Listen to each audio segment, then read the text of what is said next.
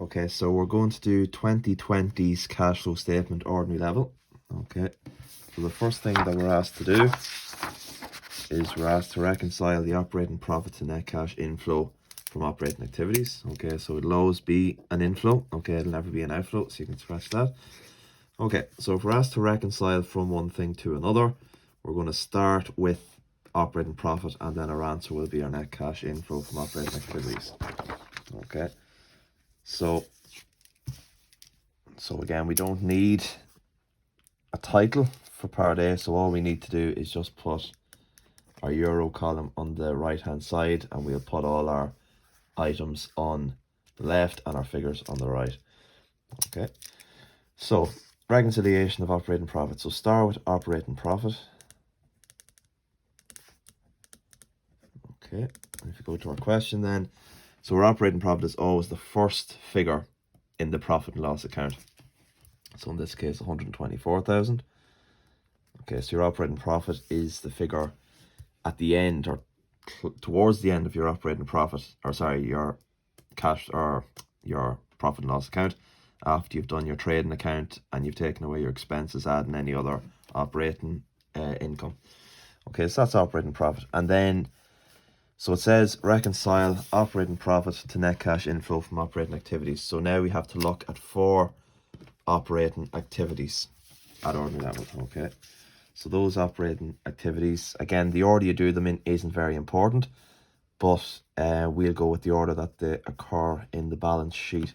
Okay, so the first one that we have is this depreciation. Okay, so we put in what's called depreciation difference. Okay, so the 4, I suppose, steps for working out these figures correctly is firstly to find the item, in this case depreciation. Generally then we find the difference. So we have last year 2019, or sorry, the current year 2019 and the previous year 2018. Okay, so with our 4 operating activities, find the item, find the difference between last year and this year's figures, then work out has it increased or decreased, and then finally work out has that resulted in a cash inflow, in which case it'll be positive, or a cash outflow, in which case it'll be negative. You don't need to do that with depreciation because it is what's known as a non-cash item, meaning that it affects your profit but doesn't affect your cash. And because it's already been taken away in the profit and loss account, we add it back into our reconciliation. So you always add depreciation difference. So last year we had depreciation of 84,000. So again, don't get confused with your net book values or your cost. So it's just these figures here in brackets. So 84,000 last year, 125,000 this year. So a difference of 41,000 euro. Okay, so 41,000, and again, you don't need to worry is it positive or negative because it's a non-cash item, it's always positive. Now the other 3, okay, being stock, debtors and creditors, can be positive or negative dependent. Okay, so the first thing, identify it. Okay, stock, then work out the difference. Okay, which is 63,000 this year, 75,000 last year, so a difference of 12,000. Okay, has it increased or decreased? So again, remember, we're going from right to left. Okay, so last year was 75,000, this year 63, so it's decreased. Okay, so a decrease in stock of 12,000, and then you have to think, has that resulted in cash leaving the business or cash coming into the business? Because it's decreased, okay, why would stock decrease from one year to the next? Well, it means we must have sold stock, and if we sell stock, that results in cash coming into the business, so we add a decrease in stock. Okay, our next one then are debtors. So remember, debtors are people who owe us money. Okay, and you can see that last year was 27,000, and this year that's decreased to 24,000, a decrease of 3,000. So again, you can see a decrease in debtors.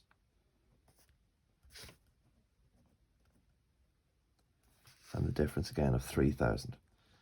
Okay, and then does a decrease in debtors result in cash leaving the business or coming into the business? again, just think of it, debtors, people who owe us money. Why would we be owed less this year than we were last year? Okay, we're owed less this year because we must have received some money from our debtors. So that's an increase in cash. Okay, so decrease in debtors, increase in cash. Okay, so remember, for your assets, so your stock and your debtors, they go the opposite way. So if your debtors increases, that results in cash outflow. Same with stock. And if debtors and stock decrease in the balance sheet, that is an increase in cash.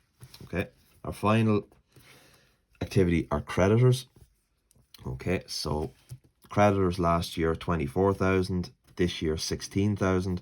So a decrease in creditors,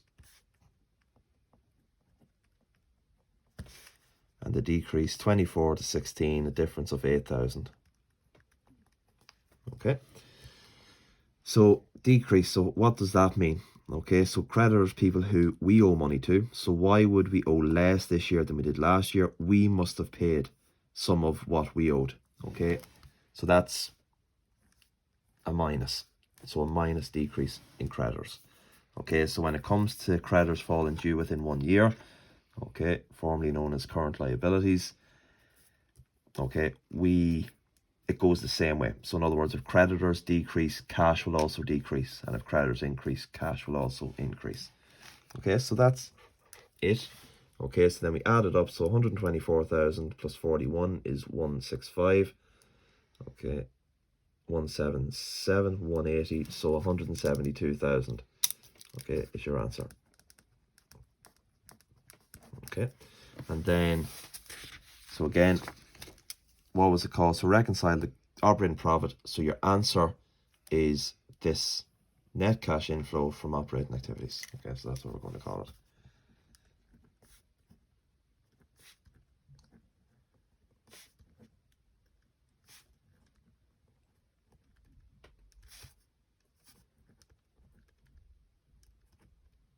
Okay. Okay, so moving on to part B then. Okay, so the cash flow statement itself. Okay, so for 60 marks, we're asked to prepare a cash flow statement of Britton for the year ended 31st to 12th, 2019. Because this is a final account and a published account, we need to give it a heading. Okay, so 3 things that a heading needs. Okay, so firstly, what is it? So cash flow statement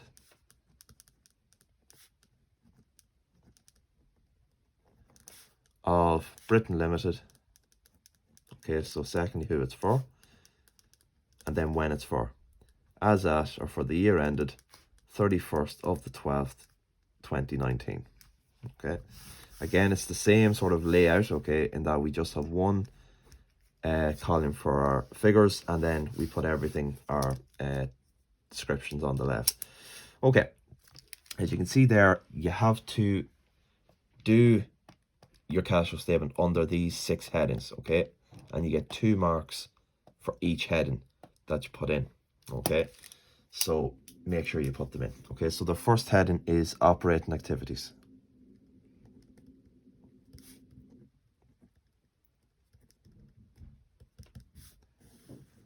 Okay, so the one and only item we put in is our answer from part A.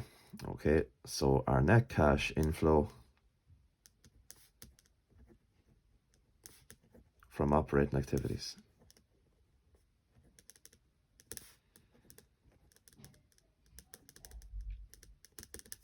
Okay, and the answer was 172,000. And that's it. Okay, so moving on then to the second heading, which is return on investments and servicing of finance.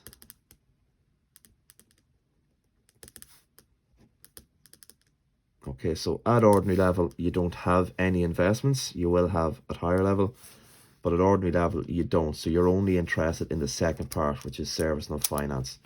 Okay, so the finance we're talking about is our debenture, and the service charge that we pay on it is interest. Okay, so if you go to your profit and loss account, okay, and this item under your operating profit is your interest paid.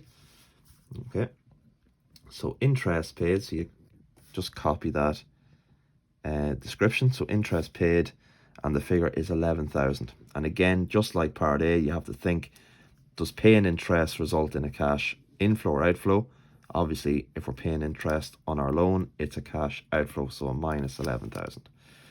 Okay, heading number 3 then is taxation. Okay, and the description under this one is tax paid. So how much tax have we paid to the government in 2019? Now, tax is known as a retrospective tax. Okay, so you can see in the profit and loss account, we have taxation of 14,000. Okay, so that's the tax that is accumulated in 2019, but that tax won't be paid until 2020.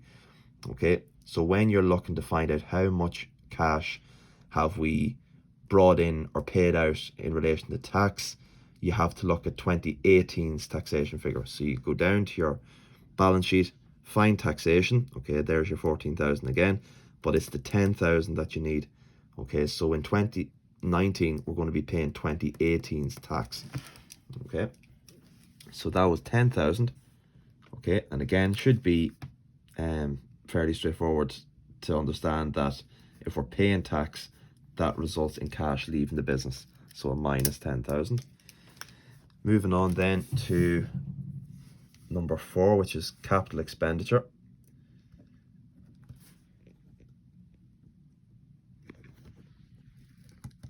And financial investment. And again, as I said previously, okay, for number 2, we don't have any investments, so you're only interested in the first, which is capital expenditure. Okay, and capital expenditure, okay, basically is spending on fixed assets. So the only fixed assets we have in this question are land and buildings. So just like in part A, we take last year's figure, compare it to this year's figure. So last year we had land and buildings of 450,000 euro. This year that's increased to 690,000 euro. Okay, so a difference of 240,000 euro. Okay, so why would it increase by 240,000 euro? We must have purchased more land and buildings. Okay, so you can say that purchase of land and buildings. Okay, and again, if we're buying anything, it's going to result in cash leaving the business. Okay, so heading number 5 is equity dividends paid. Okay, and your description here, just take out the word equity. Okay, and your item is dividends paid. Okay, and if we go to our profit and loss account, we can see dividends paid 12,000 euro. And again, dividends being a portion of our profits paid to our shareholders. Okay, that's obviously cash leaving the business if we're paying our shareholders a portion of our profits. Okay, now before we move on to financing, we have to do a subtotal to this point. Okay, so take my calculator for that. Okay, so 172,000 minus 11,000 minus 10,000 minus 240,000 minus 12,000. Okay, so we're left with minus 101,000 euro. Okay, so minus 101,000. Okay, and we call this a net cash outflow before financing. Okay, obviously if that was a positive figure, it'd be a net cash inflow.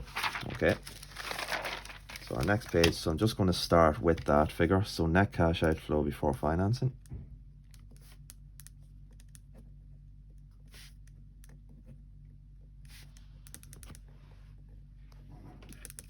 Okay, was a minus 101,000. Okay, so then moving on to the last section, which is part 6, which is financing. Okay, so this is the only heading which will have more than one figure in it. So now we're looking at how we're financed, and our 2 ways of financing are debentures and, okay, so you're looking under your finance by section. We have debentures and we have share capital. Okay. Okay, so in terms of outside financing, so we have our profit and loss account figures, okay, but it's our outside investments, so they're generally from debentures and shares. Okay, so you will always have two items here, sometimes three, and we actually have three in this question. So first of all, our debentures. Okay, so in other words, our business loan. Okay, so what happened to our loan? Did we get more money from the bank, or did we pay some back? Okay, so last year we had a loan out of 120,000. That's increased to 160,000. Okay, so increase in debentures. Okay, so rather than us paying back, we've actually received more money from the bank. Okay, so that's 40,000 euro. Okay, the reason I'm putting it in the center as opposed to the right is that I'm going to add everything up first and then subtract it from this figure, or add it, depending. Okay, so our debentures have increased by 40,000, so the bank have given us a further 40,000 euro. Okay, which is bad news for our debt, but we're doing a cash flow statement, so it's a positive for our cash. We have 40,000 euro more from the bank. Next, we move on to our share capital. Okay, so last year we had issued shares, okay, assuming that each share is €1 each. We had issued 270,000 shares at €1 each. This year that's increased to 310,000. So an increase, just like the debentures, of 40,000 euro. Okay, so that's just coincidental. So sale of ordinary shares. Okay. Okay, 40,000. Okay, so we've issued 40,000 more shares. Okay, so we've lost a bit of control of our business to shareholders, but they have given us 40,000 euro in cash. So that's positive in terms of our cash. And then finally, we have our share premium. Okay. Okay, so an additional fee for shares. Okay, so last year that was 22,000. This year it's 32,000. So we've had an increase in share premium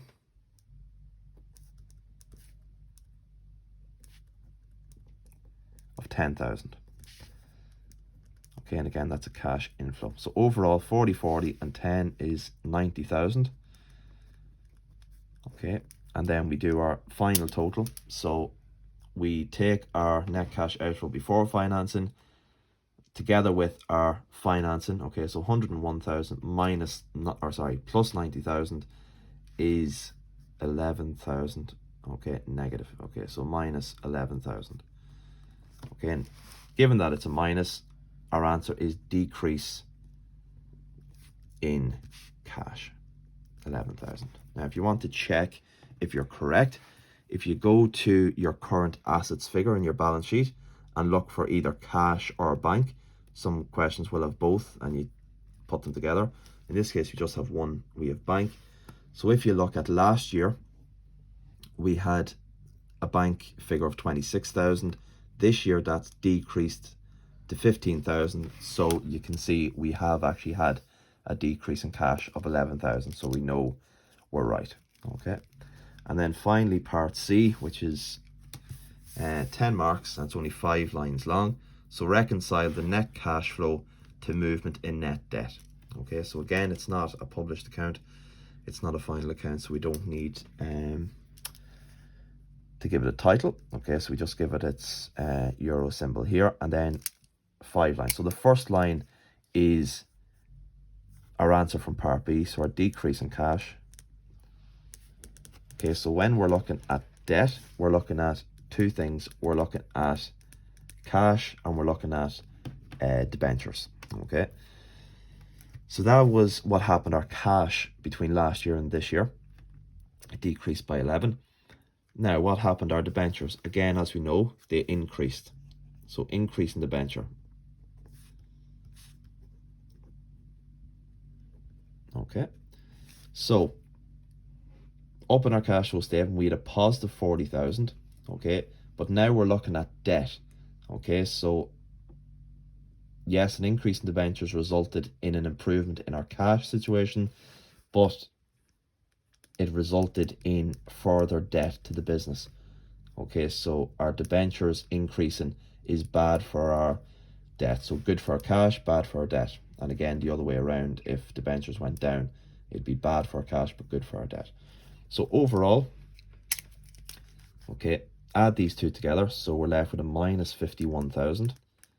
Okay, and that is our change in net debt. Okay, so our debt has worsened by 51,000 because we owe 40,000 more to the bank and we have 11,000 less in cash. Okay, and then your last two figures are to work out your net debt for the 2 years. So net debt on the 31st of the 12th, 2018, and then to do the exact same with the current year, 2019. Okay, so how we work out our debt, go to our question, okay. So look at the amount of money that we had, which is our bank figure, and subtract the amount we owed to the bank, your debentures figure. So 26,000 minus 120,000, okay. So again, make sure I make no mistakes. 26,000 minus 120,000 leaves us with a minus 94,000. Okay, so we had a debt of 94,000. Now, if on the off chance that our bank account is higher than our debentures, it's going to be positive, and it's called net funds as opposed to net debt. And then finally, to do the exact same thing with this year, so we have 15,000 in our bank account and we owe 160,000 to the bank in terms of debentures. Okay, so we have a debt of 145,000 euro. Okay, and again, to check if you're right, the difference between these two figures should equal your change in net debt, and they do. The difference between 94,000 and 145 is a minus 51. Okay, so that's all. Hope that helps. Thank you.